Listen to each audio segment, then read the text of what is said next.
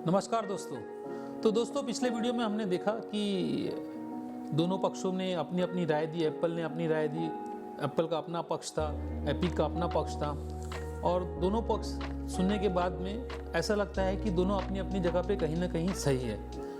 दोस्तों, इस वीडियो में हम देखेंगे कि लीगल पोजीशन क्या है। तो जैसा कि मैंने कहा, स्पॉटिफाई ने यूरोपियन यूनियन में जब केस डाला तो इसी महीने, पिछले महीने की 30 तारीख को यूरोपियन यूनियन ने एक अपना प्रिलिमिनरी व्यू रखा, एक संज्ञान दिया कि जो स्पॉटिफाई के साथ में 30% कमीशन जो चार्ज कर रहा है एप्पल, वो कहीं ना कहीं अनरीजनेबल है।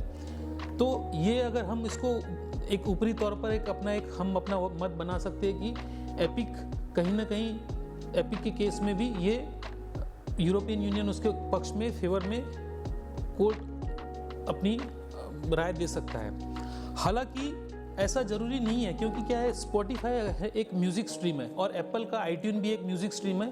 तो दोनों को अगर हम देखा जाए तो एप्पल को और एपिक को और स्पॉटिफाई को हम एक ही तराजू पे रख के हम नहीं काउंट कर सकते, क्योंकि जो स्पॉटिफाई जो म्यूज़िक स्ट्रीम है और एप्पल का आईट्यून है, वो दोनों एक साथ में कम्पीट करते हैं। जबकि एप्पल स्टोर में एपिक के साथ में ऐसा नहीं है, क्योंकि एप्पल का खुद का कोई गेम ऐसा नहीं है जो उसने डेवलप किया और जो उसके साथ में कम्पीट कर रहा हो। जैसा फोर्टनाइट है, उसके साथ में एप्पल का कोई भी ऐसा गेम नहीं जो कम्पीट कर रहा हो, बट स्पॉटिफाई के साथ में ऐसा जरूर है।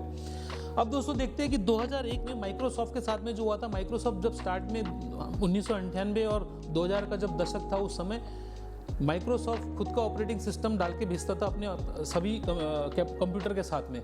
उस समय 2001 में वो 2000 और 2001 के बीच में ऐसा ही एक यूरोपियन यूनियन में केस गया था माइक्रोसॉफ्ट के अगेंस्ट में। तो माइक्रोसॉफ्ट जितने भी पीसी मेकर्स जो थे, उनको जब अपना ऑपरेटिंग सिस्टम देता था तो वो इंश्योर करता था कि वो कोई भी दूसरा नेट ब्राउज़र उसमें डाले नहीं और माइक्रोसॉफ्ट का ही उसमें ब्राउज़र रहे।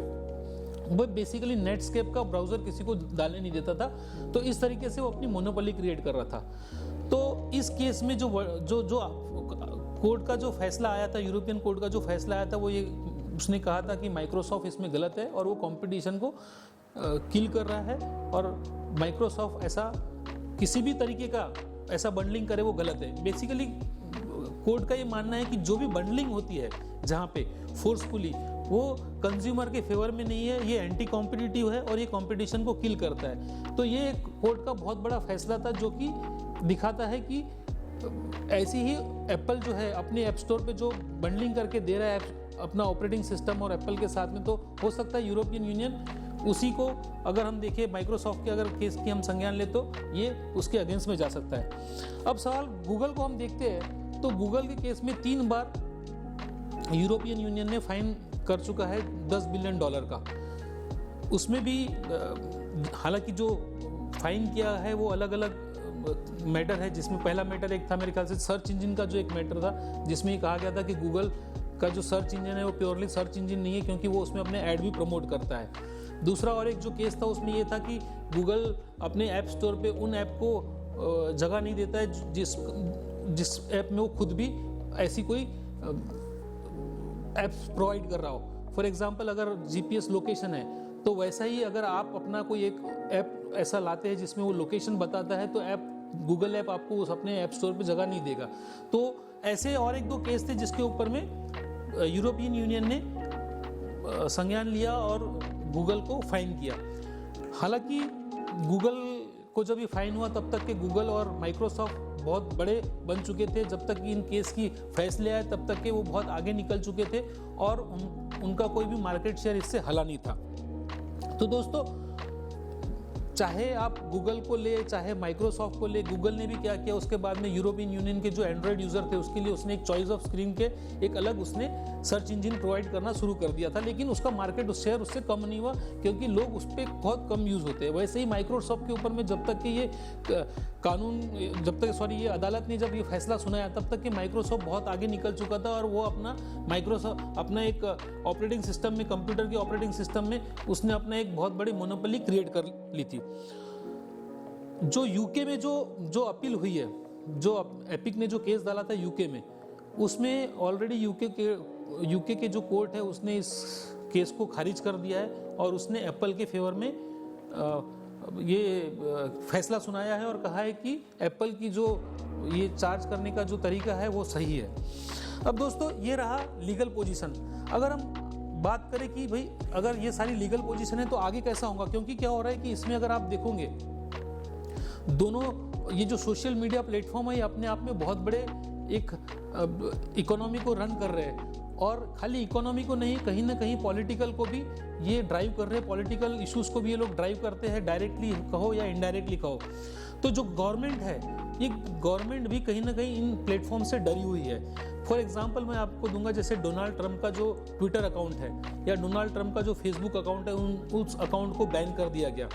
तो दोस्तों कहीं ना कहीं गवर्नमेंट को भी ये लग रहा है कि ये इकोनॉमी को ये एक मूव कर सकते हैं किधर भी साइड में, और पॉलिटिकली ये बहुत ज़्यादा इन्फ्लुएंस करते हैं लोगों के ऊपर में। तो गवर्नमेंट भी इनके ऊपर में कहीं ना कहीं कुछ ना कुछ रिस्ट्रिक्शन लगाना चाहती है। और वो इन सब अगर हम मैटर को देखो तो इन सब केस के जो फैसले आते हैं उनको 8 से 10 साल लग जाते हैं, जिसकी वजह से ये एक जिस तरीके से रोक लगाना चाहे वो लगा नहीं सकते। तो दोस्तों यूरोपियन यूनियन ने रिसेंटली ऐसा प्लान किया है कि वो एक डिजिटल मार्केटिंग एक्ट लेके आएंगे, जिसमें वो एक रिलेवेंट मार्केट को बताएंगे कि रिलेवेंट मार्केट की एक डेफिनेशन बनाने वाले। जो रिलेवेंट मार्केट की जो डेफिनेशन होंगी उसमें अगर किसी भी प्लेयर का 6.5 बिलियन यूरो का अगर उसका टर्नओवर होता है 3 साल पिछले 3 सालों में, तो और उसके साथ में अगर उसके 45 मिलियन अगर यूज़र होते हैं पिछले 3 सालों में, तो वो रिलेवेंट मार्केट की डेफिनेशन में आएगा। और जो भी प्लेयर उस रिलेवेंट मार्केट की डेफिनेशन में आता है उसको डिजिटल मार्केट एक्ट के कुछ सेट ऑफ रूल्स रहेंगे, वो उसको फॉलो करने पड़ेंगे। मतलब वहाँ पे कोई सुनवाई नहीं होगी और ये रूल्स है, ये आपको उसको फॉलो करने हैं। इस तरीके से कोई मैटर आपके जो लिटिगेशन होंगे वो बहुत लिटिगेशन कम हो जाएंगे और उनके ऊपर में रोक लगा सकते हैं। वैसे ही यूके ने एक बहुत अच्छा एक्ट लेकर आया है। यूके भी एक प्लान कर रहा है कि इसमें थोड़ा सा एक फ्लेक्सिबल DMU करके डिजिटल मार्केटिंग यूनिट करके एक एक्ट लेके आ रहा है, जिसमें वो इन सब प्लेयर्स को कंट्रोल कर सके।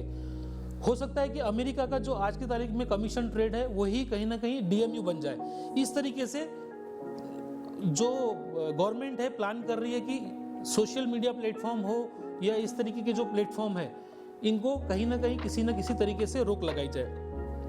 अब रहा सवाल एप्पल का, तो एप्पल को कहीं ना कहीं ये रियलाइज करना पड़ेगा या उसको ये समझना पड़ेगा कि आप पैसा आप एक प्लेयर से लेना ये एक अलग बात है, और आपको कितना लेना चाहिए ये एक अलग बात है।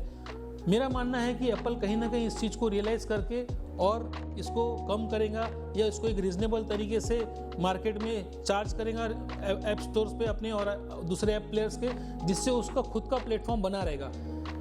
तो दोस्तों मैं उम्मीद करता हूँ कि आपको ये मेरा वीडियो बहुत अच्छा लगा होगा, और प्लीज़ इसे लाइक कीजिए और अपने दोस्तों के साथ में शेयर कीजिए। धन्यवाद।